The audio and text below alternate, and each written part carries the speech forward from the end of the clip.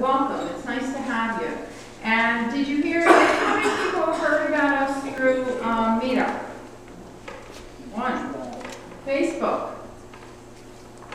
How about newspaper advertising? We always like to know what's working in terms of advertisement or not. How many people came from an email that they got from New Hope Metaphysical Society? How about from Pebble Hill Church email? Okay. Good to know. And everyone is welcome. We're putting our presentations now on YouTube, and you'll see many from last year. We started doing it, I think, pretty consistently the beginning of last year. So you can always look for New Hope Metaphysical Society on YouTube and see some of our past and present presentations. We do want to let you know that we video this presenter and the presentation. We don't videotape the audience. There have been some people in the past that have had some concerns about that. So what you'll see is the presentation. We also have a website that is spiritsvision.com. There's always information about upcoming presentations there. And we also now have a blog there. So if you have anything you'd like to contribute, if you're inclined to do that, you're welcome to do that as well. Okay, we have a networking table over here, and you'll find some information from several of our attendees who do metaphysical work and related work. And we open the mic at this point for anyone who would like to make an announcement that you think would be of interest to members of our community. Gary? Welcome, everyone. I'd like to welcome you at Pebble Hill Church. I'm involved with the council president, and also a member of Pebble Hill. I've been participating in Pebble Hill for about 20 years. And so I'd like to welcome you. And this is our celebration space. We have celebrations here every Sunday morning at 10:30. And if you ever want to join us, you're welcome. Everybody is welcome to come and participate. Every Sunday is a different experience. We don't have a program that is established like traditional churches. We're a very much non-traditional church. So our programs are progressive, I would say. You know, being an interfaith church, we embrace all paths, all different kinds of spirituality. And this Sunday, the presentation will be a woman doing a presentation talking about her own personal journey, dealing with issue around abuse and trauma.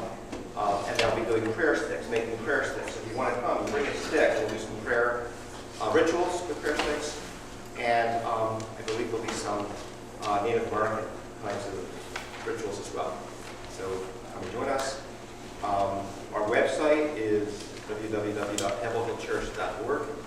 So you can go on our website and you can see all the different things that are happening. We have lots of different speakers and presenters. At the end of April, I think the last Saturday night in April, there'll be a performance by a woman named Barbara Wycamp, and she does a one-woman show. She impersonates about 12 different female celebrities. It's a wonderful performance, wonderful show. It's also a fundraiser for our Africa Fund. And we have David Young, who's joining us May 17th, who plays 2 flutes simultaneously. He's quite a talented individual, and he also channels George Harrison. So there's some really interesting kinds of performers and presenters. And also I just want to put in a word about an event that's happening Sunday afternoon at 2 o'clock at Summit Presbyterian Church. It's a group called the Peace Weavers. And the Peace Weavers are going to be sponsoring a healing caravan for teens. They travel across the country and to visit various Native American reservations. And so there'll be a dance called a journey dance at Summit Presbyterian Church. And if you want to experience that, it'll be a fundraiser. They are asking for $30, and it's also a silent auction, and it'll be a really wonderful experience. So if you want to hear more about that, there are a few folks here that are part of the Peace Weavers. Who here is part of the Peace Weavers? We have a few folks back there. Jean and Merrill. And I think Carol. Oh, yeah, also Peace Weavers. So the Peace Weavers we actually gave last year, a year ago, August, we gave the Peace Award, the Pebble Hill Church Peace Award to David Troy, who who is one of the co-founders of the Peace Weavers, for all the work that she does with bringing peace into her circles. So, if you want to support them, feel free to ask us any questions. I think that's it for me. Thank you. Thanks so much. Thank you, Gary. Does anybody else have an announcement? No? Okay. The other thing that I wanted to tell you is that upcoming programs in April, we have author and medium Karen Lucan is coming. If you want to check her out, she's at healingspiritwithlove.com. In May, Savannah is coming back, who's a popular presenter here. Some of you know her from the area. And she's going to incorporate sacred geometry into her presentation. So that should be very interesting. And then in June, Frank Ravenwolf Henninger is coming. And he's going to be talking to us about the origins of the Native American flute. He's going to bring flutes and drums and didgeridoos. And if you have those instruments, we invite you to bring them with you and we'll make some music. So that's in June. So, let's see. Before we introduce our speaker, I want to tell you also, you got, when you came in, a program for this evening and a feedback questionnaire, which we always like for you to fill out so that you give us some suggestions about what we're doing well. Any constructive criticism is always welcome, and as I said before, suggestions for future programs. And for those of you who turn them in at the end of the evening, if you will write your name on the back of one, when you turn them in, we'll give you what we call an energy exchange unit. These are each worth $5. And what we'll do is have you write your name on the back of them, we'll collect them, and then we'll pull one, and whoever is the winner of that raffle will have $5 off an admission in the future. So we have a lot of pens that were donated by the Solutions in Newtown. So feel free to turn this in at the end. I will give you an exchange. You can write your name on it, give it back to me, and then you can keep the pen. Okay, so I think we're ready for our presentation. Just to tell you what's going to come up, we're going to do half the presentation. Once we introduce and turn the program over to our speaker, we'll go until around 8:30 or so when there's some sort of a natural break. We'll break for 10-15 minutes to socialize and have refreshments, and then we'll come back and we'll finish up around 9:30 or so. We're pretty flexible with that. So I will introduce Amy is our Director of the Health Benefits Society. She'll introduce our speaker. Thanks, Loretta. Again, welcome to our first meeting of the year. I'm very excited to see all of you here and to participate in this wonderful program that's coming up this evening. This evening we'll be featuring Lady Kate Ashton, who is a sacred dancer, spiritual teacher, choreographer, many, many things, writer, teacher, and high priestess, no less. And she's going to offer a program this evening on celebrating the rites of spring and celebrating the season, the spring season and the equinox. And her background is such that she's been professionally trained as a ballerina, choreographer, and founder of the Undines Dance Company. She is a member of the Sacred Dance Guild and teaches healing dance and sacred dance classes in New York City. She's also an ordained priestess within the Fellowship of Isis. And I guess she'll explain that a little bit more when she gets up here. Sounds very interesting. She's been given the honorary, term adepthood, is that adept in sacred healing dance. In addition, Lady is an ordained clergy in the Church of Spiritual Humanism and professional psychic and medium.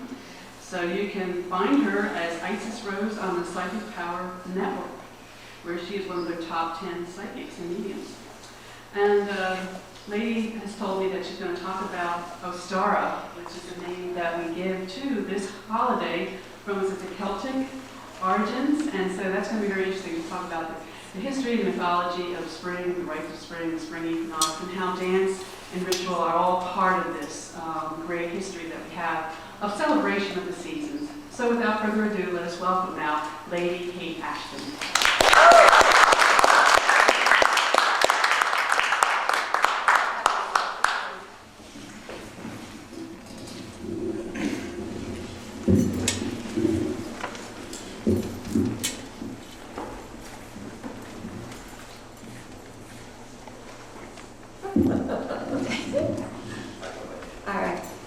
Can you all hear me? I have a very low voice, so they thought a microphone would really help. Anyway, I would like to welcome all of you and thank you all for letting me come and share so many things that I have to share with you. I'm going to sort of take sacred dance and sort of weave it into the holidays that we, as I'm a witch, that we celebrate. And some people call it Wicca, I call it witchcraft, whatever. The earth is in perpetual dance, always. And we celebrate seasons. Now, I am a writer, and so there are some passages that I want to read that I think are very potent and would really give you a feeling of how the seasons integrate into what I would consider sacred movement. The sun dances across the sky daily, teasing us with its prowess as it weaves in and out of the celestial clouds. The moon in her processional nightly march entrances us with her graceful presence. The river dances, its undulating movements changing through time. The stars in their nightly minuet are a glimpse through the celestial looking glass. Flowers bloom and the earth begins to grow in abundance. It is Mother Nature and her goddess persona choreographing this dance. With the rites of spring, this is a holiday we just experienced, which is spring equinox, which is also Ostara. That is when Persephone returns to the earth and sways in her rhythmic dance of awakening, because that is what the rites of spring are. Everything begins to bloom. And if you think of sacred dance and the movement of the earth, just think of flowers blooming. That is a dance unto itself. And I have a little bit of information on Ostara for you. And I have this as a handout that I will put out later. Winter is harsh.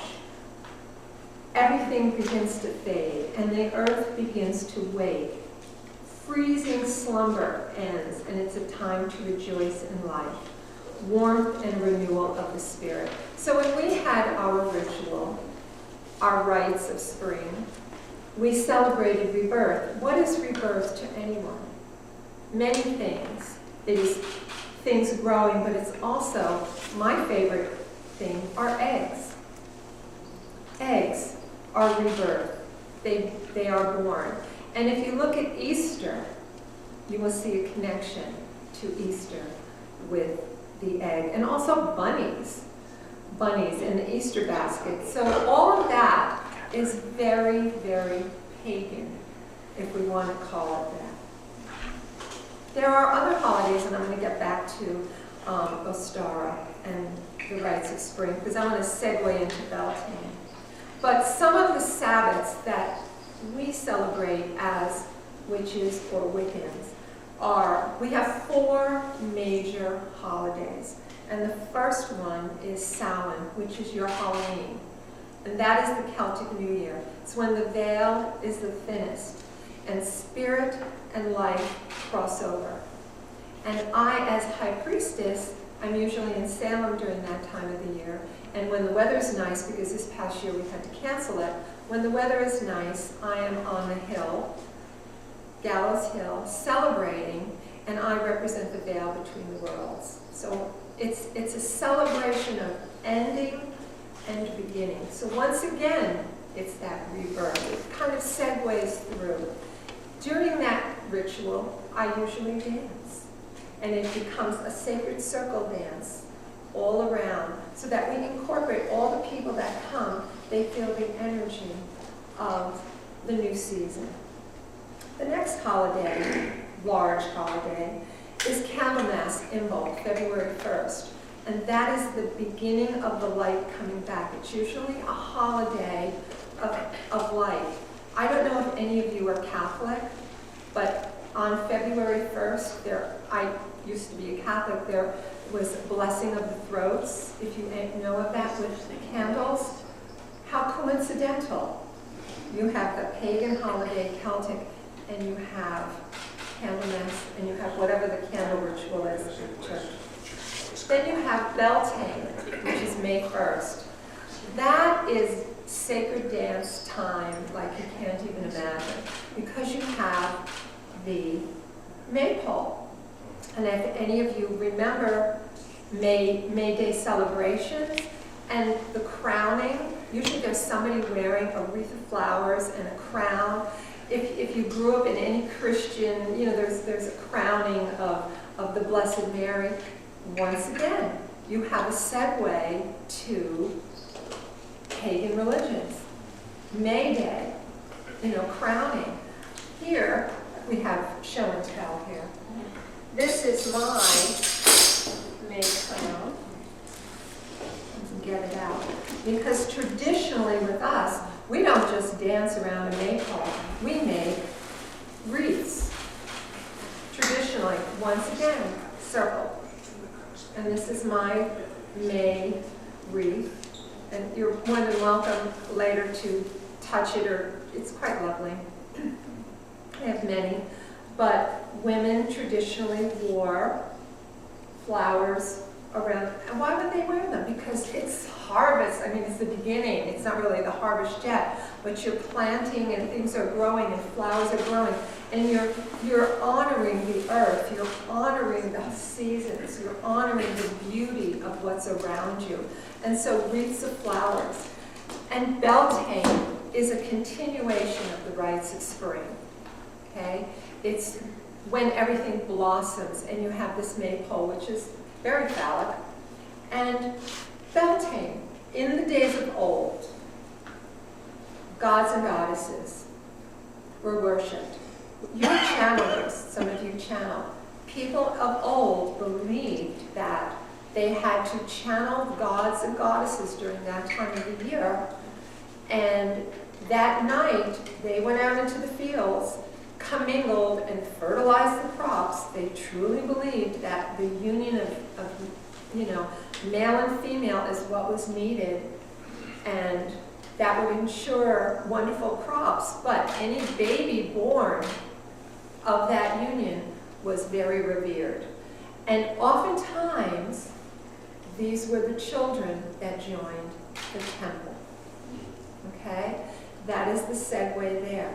These were the children that went into the priesthood or priestesshood because they were considered very special. They were Beltane babies. And once again, you have this wonderful sacred dance circle where you dance around the maypole in this very wonderful way. The next holiday is Lammas, August 1st. That is the beginning of the harvest. So things start changing.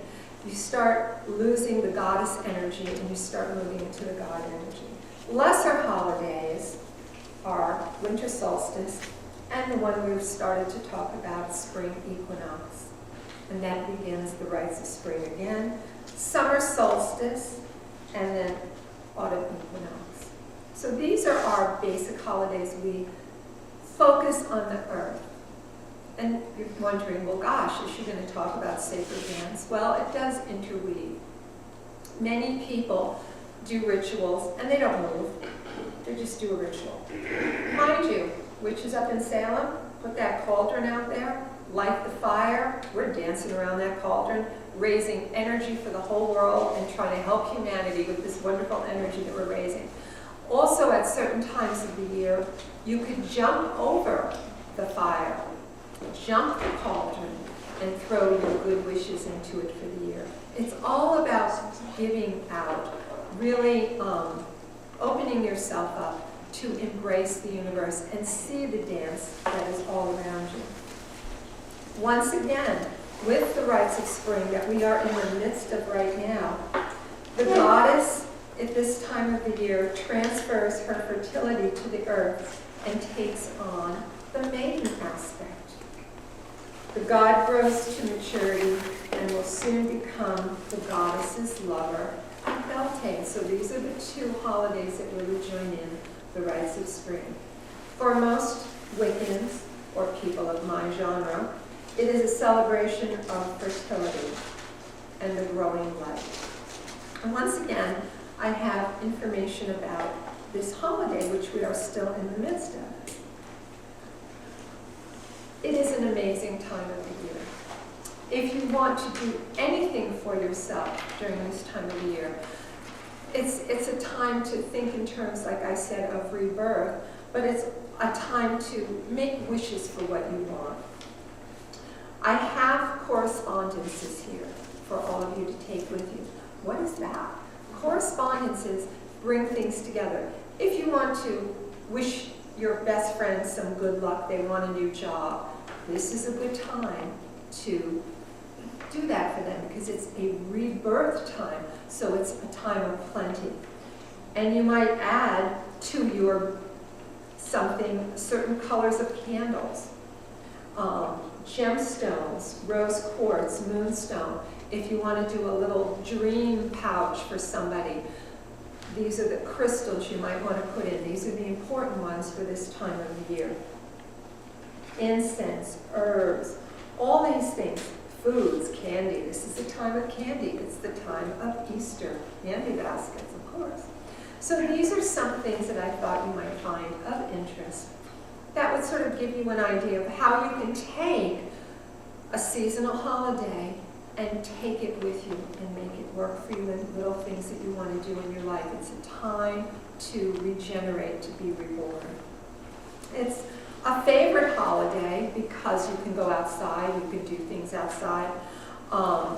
Oftentimes, our altars at this time of the year are filled with flowers.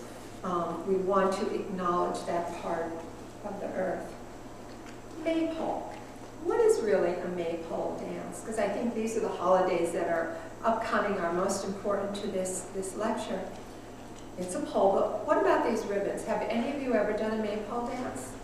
Yes. Do you really know the symbolism of intertwining those ribbons? No. What we do is we choose a color. That means something to you. Say you're looking to increase your psychic abilities or spirituality. You would take a violet ribbon. This part, take violet. You want love. You haven't had love in your life. You would choose a red ribbon. You're really kind of down in the dumps. You want happiness. Yellow for joy. Blue for healing. You take those ribbons. Have you ever done the in and out maypole dance? I don't know if you've ever done that. Here, you've done it. Well, there you have one of the most ancient circle dances. Okay? The weaving in and out. Now, I always tell people to be very careful. Some people tie a bunch of ribbons on a pole, and then people just go and dance. Myself, you choose your color, you tie it to the pole. When it's your turn, when everybody's going to dance, you take your ribbon. Because that's the time of the year you don't want to take someone else's ribbon. Because then you never know what's going to happen. People who you never thought would get along are suddenly getting along very well. The intertwining is very, very interesting. And what we do is we intertwine the ribbons and then tie them all off. That's the way. And you keep that pole. You keep it for a whole year, and then you add ribbons to it until it becomes very, very, very thick, and then you burn it. But you can have that pole for a number of years. You keep the ribbons, you tie them all off very, very carefully, and never, ever leave any pieces dangling, because that's someone's energy. And you don't want energy dangling. You tie it all off. So that's the way we do it. We never take a pole that anybody makes. It's always something that has fallen and that is in a forest that's just been laying there or whatever. In the old ancestral days, when they did a maypole, they wanted to get, we're going to start talking about temple and sacred dance now. You want to get people to come out and dance this maypole and get energized. So what used to happen in many cultures is high priests and high priestesses, temple workers, would go out into the woods around the field with sistrums and drums and bells and all kinds of very loud things. And they would go out and they would go in the four directions. Okay? And they would come out And they would be banging and yelling and screaming and jumping around and get everybody excited and everybody energized. And they would come and dance an amazing maypole and raise a huge amount of energy to propagate those crops and make their crops grow. And the more energy you raised and the more you did, the better your harvest was. So once again, we still celebrate May Day, and that's, I remember when I was a little girl years ago in Russia, you would hear that they had these May Day parades where they paraded all their might, all their weapons and things, but you think about it and you think, it's very different, but what is it? You're showing your worth. You're showing what you could do for the crops. Well, they were interpreting it different with their might, but it's still that feeling of having things grow and all that. So we have May Day and we have all this energy, all these things that people did in the old days, all of our ancestors. And here we have these Beltane babies that are born, and they're now going into the temple and becoming sometimes high priests or high priestesses. Then we have the mark. We have this wonderful energy of people going into the temple. Okay? How to get them into the temple? The same energy as Beltane. Make noise, have instruments. Everybody thinks that processional dancing was just this very simple walking into a temple and everybody would follow after. But there was choreographed dance. The dancers were aerobic, they were doing somersaults, they were jumping around, they were skipping, they were dancing, they were creating this wonderful energy. That is how the first dance lessons happened. In Greek culture, in Greece, everybody wanted to be part of these wonderful processions. It was like the cool thing. How do you get people interested? You bring your young children, you wanted them to be the stars, you wanted them to dance the best, you wanted them to jump around the best, you wanted them to look the best. That was the first dance lessons. The Greeks would actually bring their children to these instructors who would instruct them in how to dance in these processions so that they would look the best. And that, to me, when I did my research, was the very beginning of the first dance lessons, so that these children, teenagers, whatever, would look the best. They wouldn't look like idiots walking into the temple, that they were able to dance, and that was choreographed dance. The priestesses did very simple steps, but they did offerings to people. Sometimes they walked. I'm going to sort of step away. Sometimes they would walk into the temple and they would have flower petals in their hands, and they would distribute them to the crowds, or maybe other things, and they would just be walking very simply, but dropping things through their fingertips to people, giving people energy, giving people something, stimulate that interest to the temple. Many temple dances and many ancient dances were circle dances like the maypole. Take the pole away and just do circle dances because it was warming and welcoming. Everybody could face each other, everybody could look at each other, and everybody could join as community, holding hands or looking at each other. And that was so important because it was all about community. Everybody had to work together. Everybody was honoring nature around them. Another way, and this is a lot of ancient dance, what they mimicked the animals, they mimicked the stars, they kind of followed the movements, and that was also the beginning of dance. And you will see that segue when you look at modern dance. Look at some of the steps and look at some of the way dancers dance. You can almost see sometimes that their arms are in the air, they're sort of falling stars or reaching out for what's above them. All of these things, this is all how dance became. Ballet, I think, a little different, a different formality, but yet ballerinas reach up. Modern dance is more down. But it's still as above, so below. So, I would like to read As I said, I'm a writer. And I've written many books and I've written many articles. This I think is very potent for what we're talking about here. What is sacred dance? You know, we talked about all these magical holidays and I'm going all over, but it all segues into what I really want to portray with people is how to bring dance into your life, how to bring movement into your life, and how to bring dance into ritual. Because dance is ritual.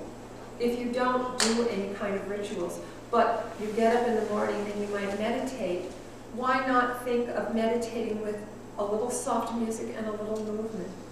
Because you ground yourself and you reach out for something very different within your inner soul.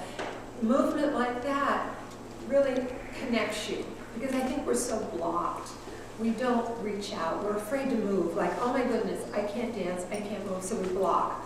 But we can, and so you reach out and you try these things. Trying things are good.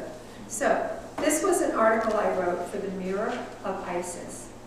It is a Fellowship of Isis publication, and the article is entitled Sacred Dance. So I just think it fits what we're talking about today. We are all dancers in our hearts, every one of us. Our bodies feel rhythms to which most of us will move our heads, others will tap our feet, while some of us release our inhibitions and let our bodies move in rhythmic expression. Dance gives us a creative connection to our inner spirit. It is liberating to our souls and healing to our minds and body. This is a quote from Isadora Duncan. I don't know if you know Isadora Duncan. She was an amazing dancer. The dancer's body is simply the luminous manifestation of the soul. And before the end of this day, you will all experience sacred dance and all in your hearts become sacred dancers. Throughout the ages, our ancestors from every culture incorporated dance into their rituals of celebration and dedication to their goddesses and gods. One after the other, ancient priestesses danced in ritual processions, moving to freely choreographed aerobic phrases, while banging tambourines, zills, rattles, flutes, and sistrums. The dancer's ritual energy conjured up an atmosphere of joyous festivity and sacred magic. Sacred, mystical, or magical dancing are the embodiment of a powerful inner motivation and inspirational meditation. It is the integration of the spirit to the mind, which expresses the meditative voice within and truly allows the dancer to embrace the goddess. Full moons are a special time for gathering together to celebrate the goddess and move with the rhythms of the earth and the heavens. Dancers in the moonlight spontaneously beat out the rhythm of nature's pulse with their feet. Have you ever gone outside at midnight to observe a moon, a full moon, a crescent moon? Well, next time you do that, reach out. Do a little turn. Reach out. Have a moment of sacredness within your body. In ancient times, sacred moon trees were called asharas. They were planted in places dedicated to the goddess. There were many moon dancers then, women who went out and danced under the moon. And men. It's not all about women. I know many, many men who dance wonderful circle dances.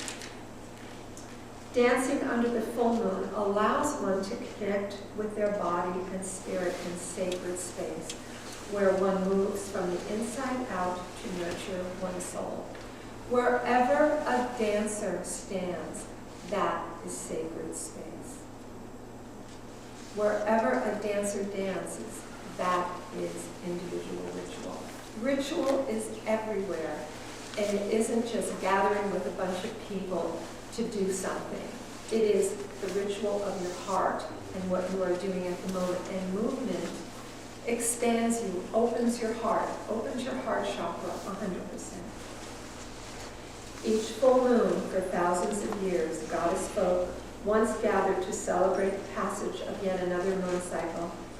Let us all rejoice in the spirit of the goddess and carry on this tradition of dancing under the full moon as our ancestors once did. As a longtime member of Sacred Dance Guild, I ascribe so perfectly to their mission, which promotes sacred dance as prayer and as a means of spiritual growth, connection to the divine, and integration of mind, body, and spirit. Wherever I go, I share the joys of sacred dance. This workshop and all that we're going to achieve today, I would like to, it's sort of a memorial that I feel like I'm doing to someone very special. Her name was Lady Olivia Robertson. She was the co-founder of the Fellowship of Isis, of which I'm an ordained high priestess. If you know anything about goddesses, I am a high priestess of Lillith, of Selkat, and of Hecate. These are goddesses, and I'm all three. I'm also a priestess of Isis. But Lady Olivia was 96 when she passed away this past November, and she danced with me all the time. She came from Ireland, and we visited, and she loved sacred dance and loved every aspect of it. Oftentimes, I dance in a Grecian tunic or chiffon. Not today because I'm sitting here talking also, but oftentimes I did, and there was a time a couple of years before she passed away that I gave her a tunic, and she danced in her 90s, flitting around, copying the way I had my feet. So this, I'm kind of honoring her today, because if she was here, she would be sitting right there and she'd be all excited and can't wait to get up and move. So you see how sacred dance segues into our lives. That any movement, looking at a bird fly and just feeling that freedom really opens one up. And I think that we can all embrace it. Circles, if you ever have a ritual here or a celebration, you can gather in a circle, hold hands, and move just around in a circle. Have you ever done a spiral dance here? Those are quite fun, especially when you're on the end and someone goes too fast. And you go really, really crazy.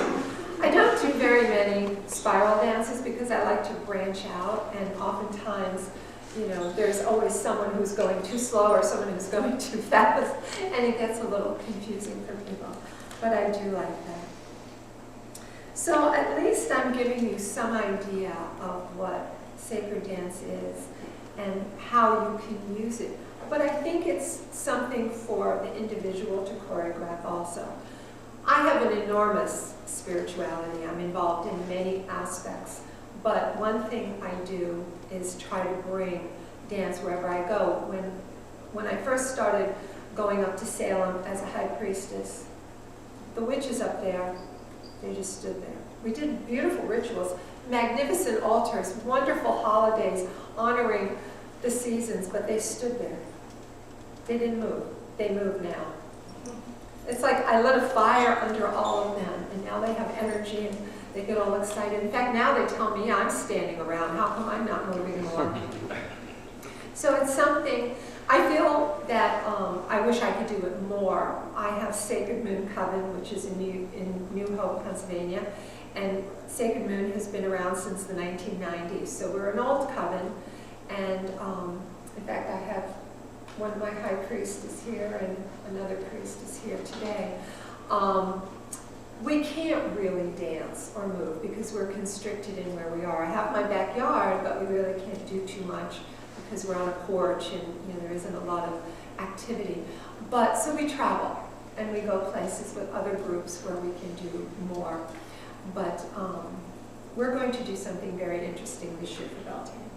But anyway, I'd like to, the second half of this workshop, I'd really like everybody, if they feel like they can, to experience some movement, even if it's movement in your soul and in your heart. Dance does not have to be getting up and being wild or crazy. This is dance. This is expression. This is movement. Reaching out to everyone in this room is sacred.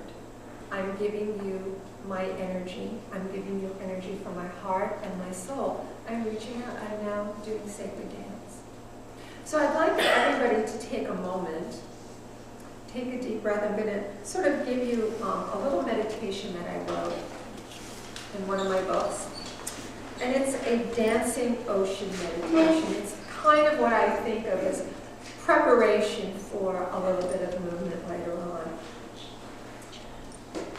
This is a meditation that is an exercise in focus and visualization. So all you need to do is get in a comfortable position, which you all are. Close your eyes, take a deep breath, sort of let out all the tensions and the uncomfortable, kind of block, sort of get rid of all your blocks, sort of neutralize everything and throw any blocks out into the garbage can.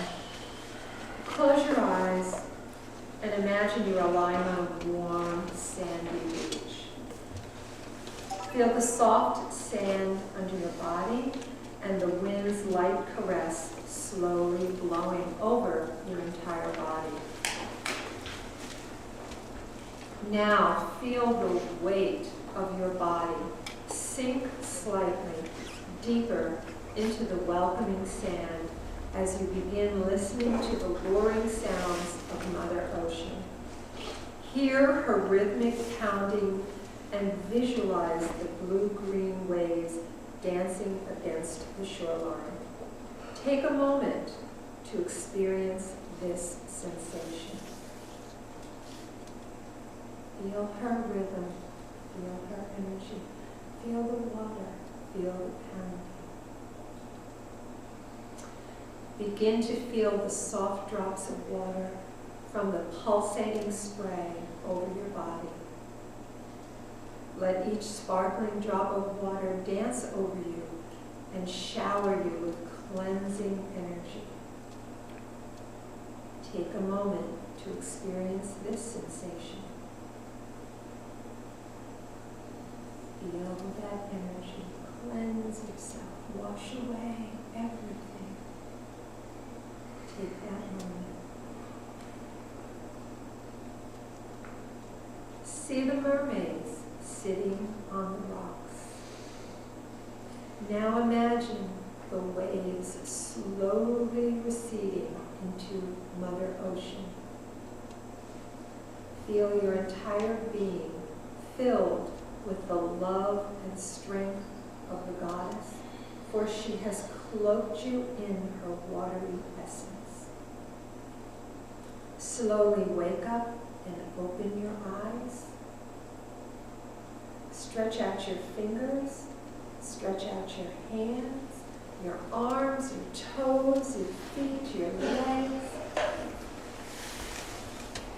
Take an extra deep breath as you slowly come back to us. And release that breath as you continue to stretch. Let the goddess's nurturing water energy flow through your entire body. Now let the undulating rhythm of that energy begin to move your body from side to side. Move slowly with the calming flow of the waves. Give yourself up to the dancing flow of Mother Ocean. Envision yourself akin to the potent mermaid and her gliding movements. After a few moments, relax your swaying motions and ground your energy by touching the earth, or at least bending down and feeling the energy of the earth for a moment.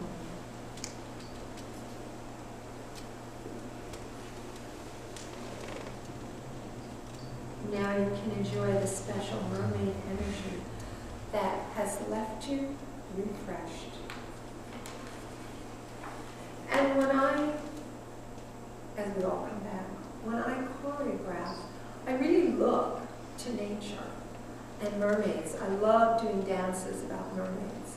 And you wonder, how could she choreograph a dance about mermaids without water? I have them slithering in. I did a wonderful dance. The mermaids are coming, the mermaids are coming. And we came in, we slithered in, we got up, we danced on rocks, all on a stage. And then at the end, fishermen came and caught the catch of the day and threw the net and pulled the mermaids off stage. So I like to think a lot of my choreography as a dancer has been with goddesses and different aspects of that. My dance company, the Undines are water nymphs, and I like to think that sacred dance oftentimes is almost like dancing through water. You know, you allow the waves, just the feeling of the waves to move your body, and that's in itself a ritual. All the dancing that we did was always a ritual in movement. So I've given you a little energy, a little information about the holidays. Realistically, if I covered everything on the list, I'd be here till December. But there's so much, and I feel like I'm involved in a lot. I am, as was said, a high priestess, so my main focus is my coven and the Icean, but I am a sacred dancer. And within the Fellowship of Isis, Amy mentioned, I have what's known as an adepthood. It is graduating to a certain point and being recognized for something that you do. And I do sacred healing dance, so I heal through dance. I feel like movement is healing. And like I said, movement is anything and everything that you want it to be.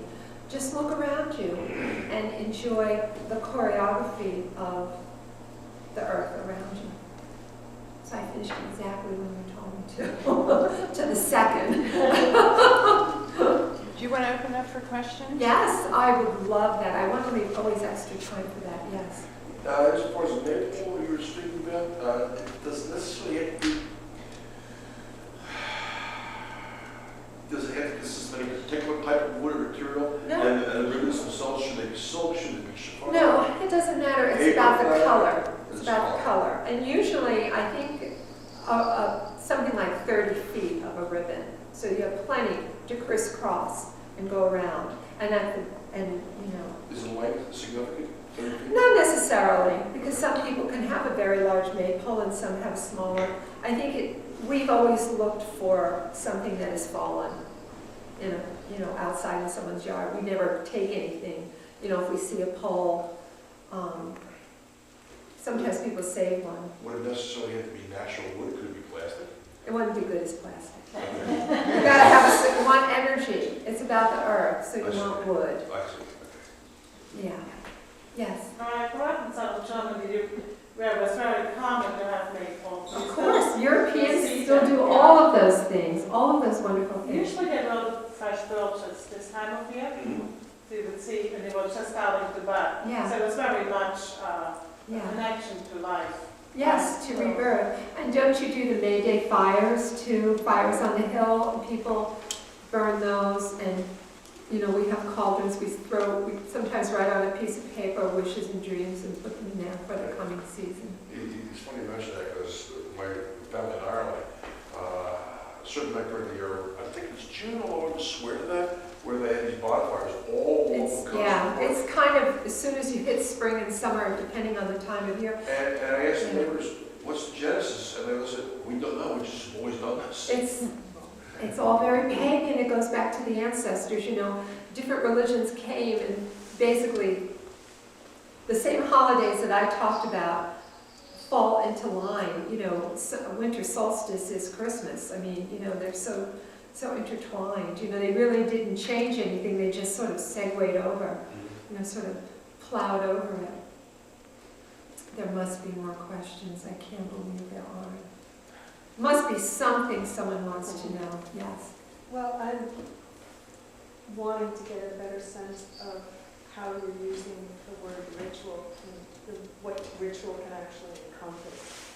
Because you pointed to some possibilities simply in a personal space, Yes. movement as being ritual. I'll give you some examples. There was a time when I had to go to New York, and I worked in New York. I was a dance teacher for many years, and I had to take a bus to New York City.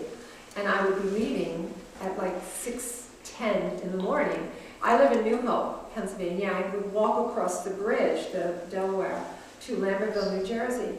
And I wrote an article about that as ritual for me, because I would walk in darkness, cold winter, whatever, and it was silent, and I would just hear my footsteps and the ducks. I would wake up a duck, I would see a swan, and that was ritual. I was experiencing, some might call it a meditation of sorts, I call it ritual. That was my personal ritual in the morning, and it empowered me. So by the time I got to the end of this bridge, and I had to face reality again and get on a bus, I felt very grounded, and I had this moment of ritual, or as you would say, meditation. So it's anything and everything. You know, I get up in the morning, I go before my little altar, I look at Isis, and I have a moment of ritual and meditation. And sometimes, being the person I am, I have a little bit of space. I might move or dance a little bit, and that is my personal ritual. So ritual is anything that gives you a moment of empowerment or connects you to the earth in some way. So you can be creative. See, I think in terms of creativity, like how can you create? Like don't just think if you buy a book, well, this is what ritual is supposed to be. You know, I have an altar and I'm doing, you know, such and such or whatever. It's so many things. This is ritual.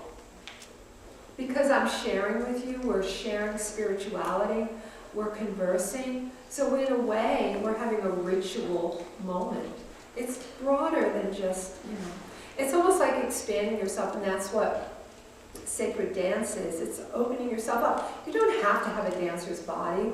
You don't have to be anything. You could just feel the spirit in your soul of movement, and that becomes sacred dance. Did that help? Oh, there's got to be more. Yes. Is Isis... You've been writing. You're good. Is Isis an Egyptian? Oh, yes. She is the goddess of 10,000 names. Is it the one with the head of an animal? Well, no. She doesn't. She had basically, she was the Egyptian throne goddess, and she eventually took on a lot of other goddesses. The horns and discs Yes. were originally from The the goddess crescent. Hathor, and it was her headdress. It was also the headdress of, if you see like the old Cleopatra movies, like Liz Taylor, it was the queen's headdress too. So, you know, she never really had an animal head. She was brought to basically Greece and Rome, and she became, throughout the Roman Empire, equated with every other female divinity.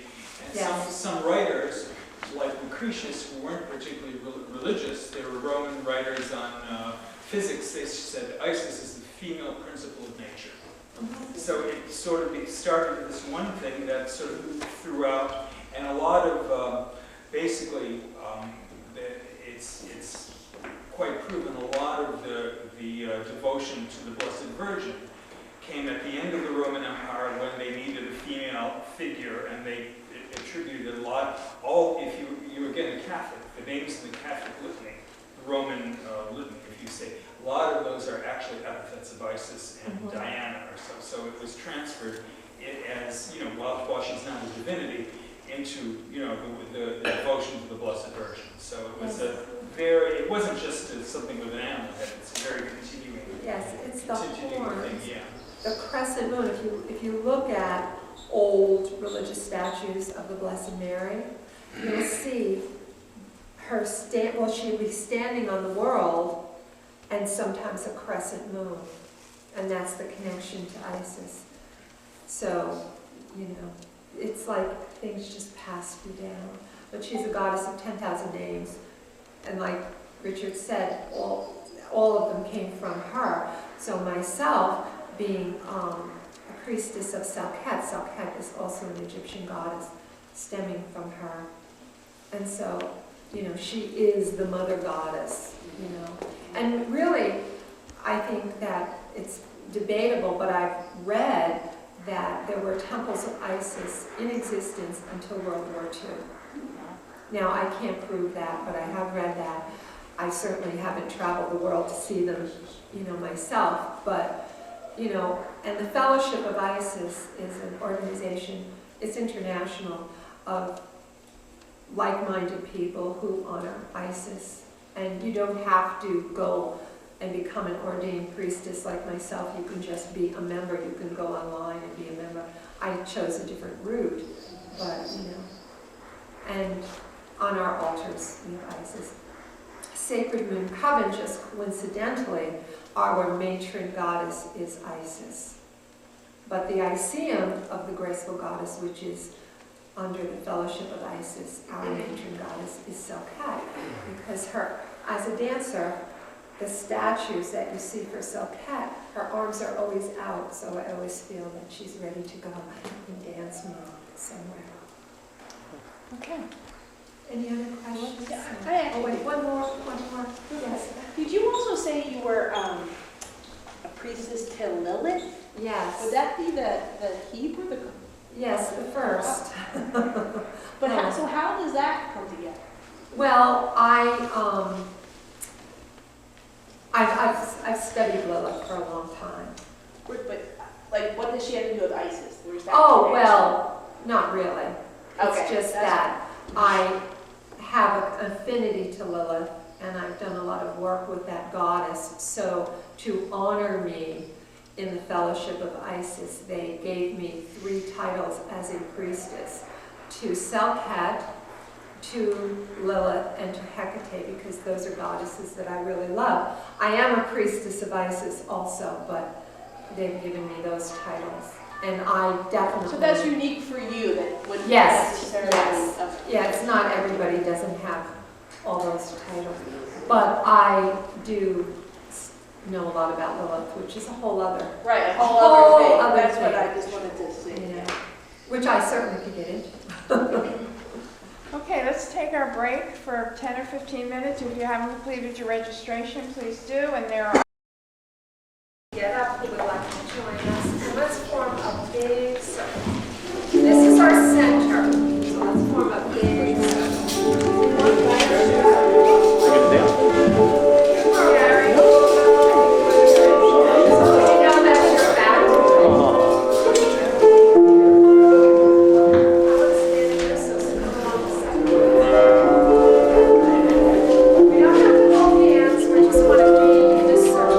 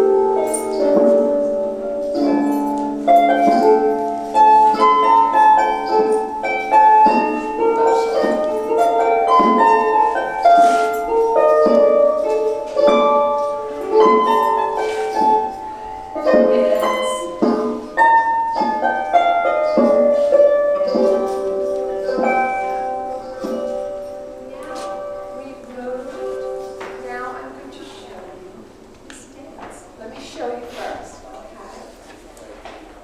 Think in terms of 1, 2, 3, 4, okay? 1, 2, 3, 4, and hop towards the center. Take of the earth, feel it, and give it to the world.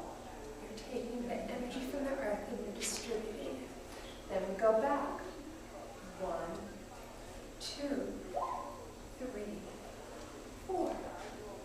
Then we reach out to our hearts, to our neighbor. And we reach out to our neighbor. And then we reach out to all. And then we turn. We take a breath, and we're going to run or walk just a few feet, and then turn again. And we're in a different place in the circle, so eventually we're going to go all the way around to where we came back. So slowly, and maybe if we do it 4 or 5 times, you'll end up going back to your spot. So let's do it without music and walk. I will call it out. So it's 4. It is 1, 2, 3, 4. And sit down. Distribute. And 1, 2, 3, 4. And feel the energy from the heart to the neighbor. And don't worry if you go the wrong direction.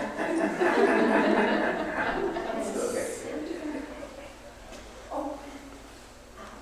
And we take our arm and we just turn it. And then we're not going to drop it. Okay. We need more space. We have to move the chairs back a little bit. 2, 3,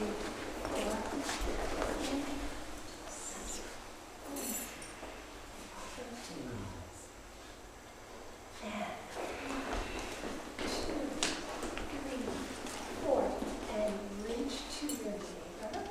Usually we do the right first, then the left, and then we're going to turn.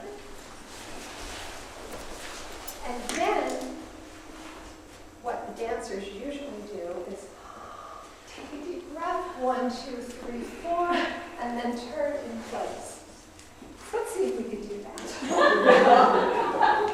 So, I've done my turn. I take a deep breath. And just run 4 steps. 1, 2, 3, 4. Stop and turn again. Hey, we did it! And we're in a different spot. So now, I must tell you, when my dancers and I do this, we do a very fast dance. 1, 2, 3, 4, scoop. You know, it's very fast moving. And we run, and it's full of energy. But, you know, it's the first time you're doing it. So, do we think we could do it with music? Yes. Because if you do it with music, you will not hear me. I don't have a loud enough voice. So just follow me. It's 1, 2, 3, 4, center. 1, 2, 3, 4. Right, right. Oh, here and then turn. Just sort of follow me. A lot of dancers don't really know what they're doing. They're following the person next to them or the person that's a little ahead of them. And that way they know what they're supposed to do. So we kind of do that. So, shall we have our music? We'll do a whole sequence before we start, okay?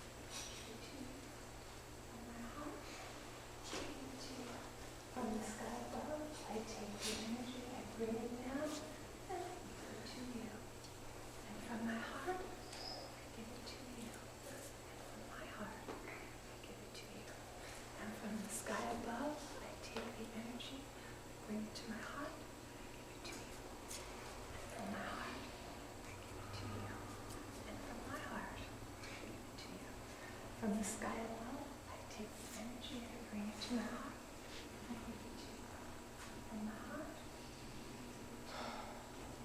The sky above, energy, bring it to my heart. I give it to you.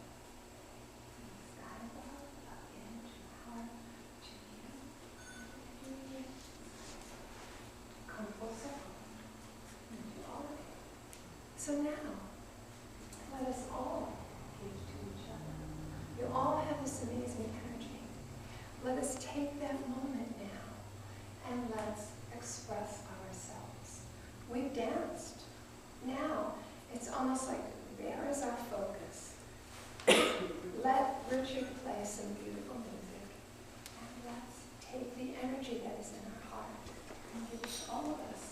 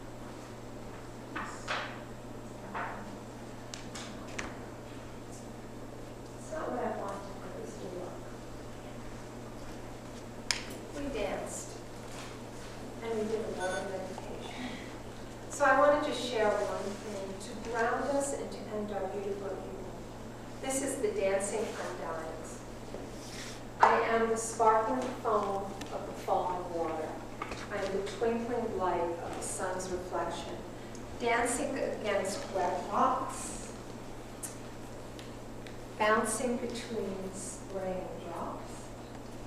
Just a moment, just a glance. I am conceived to last not at all. I am the undying,